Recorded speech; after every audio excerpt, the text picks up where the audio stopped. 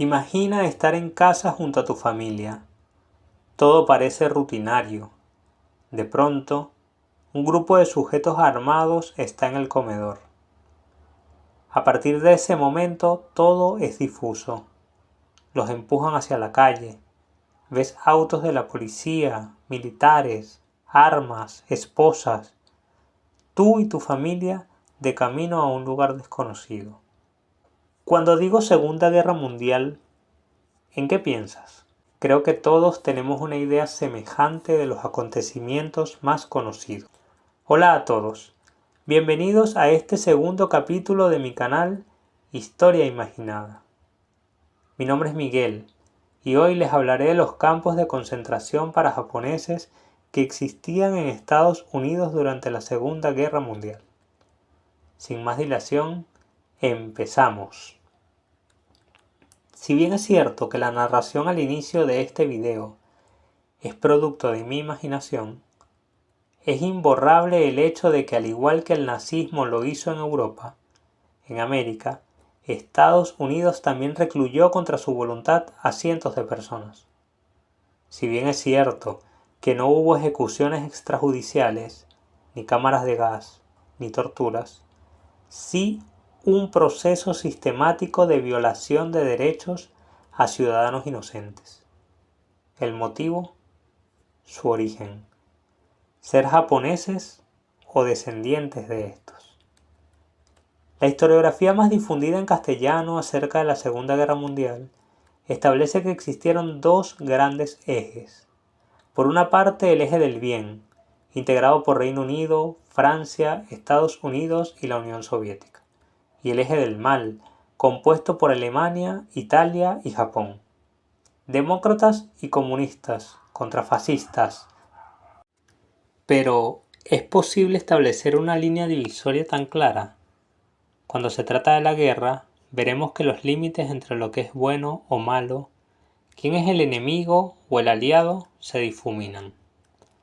El domingo 7 de diciembre de 1941, el Imperio de Japón atacó la base naval de Pearl Harbor ubicada en Hawái. Este acontecimiento marcó el fin de la postura de no intervención que los Estados Unidos mantuvo desde el inicio de la guerra en 1939. También sentenció el futuro de gran cantidad de japoneses y sus descendientes residentes en suelo estadounidense. La delgada línea entre el bien y el mal fue borrada mediante un plumazo en febrero de 1942, cuando el presidente Roosevelt firmó la Orden Ejecutiva 9066.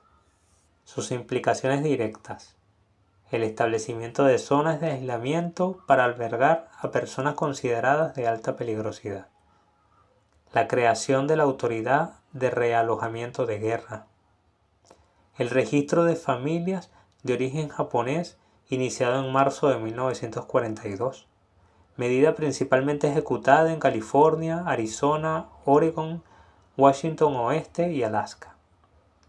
No afectó a japoneses residentes en otros estados como por ejemplo Hawái, esto último debido a la incidencia de la mano de obra japonesa en la economía de guerra de la isla. Se estableció un tiempo entre 4 días a 2 semanas para que las familias pudieran organizarse y estar preparados para el traslado. Básicamente fueron obligados a malvender sus propiedades y a abandonar sus pertenencias, y sus cuentas bancarias fueron congeladas. Se crearon campos de internamiento por toda la costa oeste, lugares como Manzanar, Tule Lake, Boston, Gila River, Topaz, Minidoka, Granada, Heart Mountain, Rover y Jerome. Pero, ¿cómo era vivir en estos campos y cuáles fueron las consecuencias para todas estas personas? A pesar de que no se pueden equiparar a los campos de concentración nazi, la estancia en los campos de internamiento no fue como pasar vacaciones en un hotel de 5 estrellas. No olvidemos que estas personas fueron recluidas contra su voluntad, excluidas y marcadas como peligro extranjero. El alambre de púas y la vigilancia armada constante eran la prueba de su supuesta peligrosidad. En los campos se dormía y hacía vida en barracas multifamiliares, con baños comunes, cuyo servicio de agua era inconstante. A pesar de que había escuela y se les permitía practicar su culto religioso, de que tenían una oficina de correos y podían mantener comunicación escrita con familiares fuera de los Estados Unidos, se les prohibió hablar japonés en público. Debido a que estas personas fueron arrancadas de sus lugares de residencia, para sobrevivir debían cultivar tierras o pastar ganado que se les adjudicó. Estas actividades tenían una finalidad meramente de supervivencia. En algunos casos, se les permitió trabajar fuera de los campos, pero según testimonios de sobrevivientes, el pago que recibían era una fracción en comparación con el pago que les proporcionaban a los hombres blancos por el mismo trabajo. Hasta aquí queda claro que mientras la propaganda de guerra exaltaba a los Estados Unidos como símbolo de libertad, puertas adentro, la Corte Suprema declaró la legalidad de la ignominia. Se podía retener contra su voluntad a toda persona que se considerara un peligro para la seguridad nacional. En total, un 96% de ciudadanos de origen japonés y sus descendientes fueron recluidos contra su voluntad a partir de 1941. Alrededor de 80.000 ciudadanos norteamericanos. Sí, 80.000 ciudadanos norteamericanos de ascendencia japonesa fueron encerrados sin juicio, fueron considerados un peligro extranjero.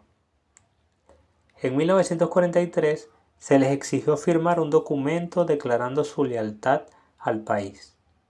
Aquellos que firmaron dicho documento fueron liberados ese mismo año y el año siguiente. Quienes no lo hicieron fueron retenidos hasta 1945 y algunos hasta 1946.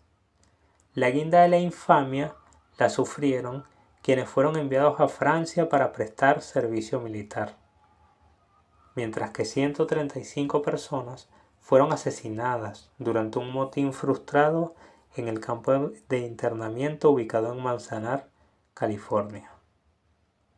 Creo que no resulta difícil establecer responsabilidades. Tampoco afirmar con cuánta hipocresía e infamia se condujeron estas acciones. A todos los liberados se les abastecía con $25 y un boleto de autobús al destino de su elección. Pero, ¿hacia dónde irías luego de estar recluido durante más de 2 años contra tu voluntad? Algunos que no habían vendido sus propiedades regresaron solo para descubrir que habían sido vandalizadas. Otros lo habían perdido todo, tanto lo material como lo espiritual. Su propio país los había traicionado. En 1988, sí, 43 años después de finalizada la guerra, Ronald Reagan derogó el decreto 9066. Los Estados Unidos realizó una petición oficial de disculpas y otorgó una compensación económica a los sobrevivientes. ¿Tú hubieses aceptado las disculpas? ¿Hubieses recibido la indemnización?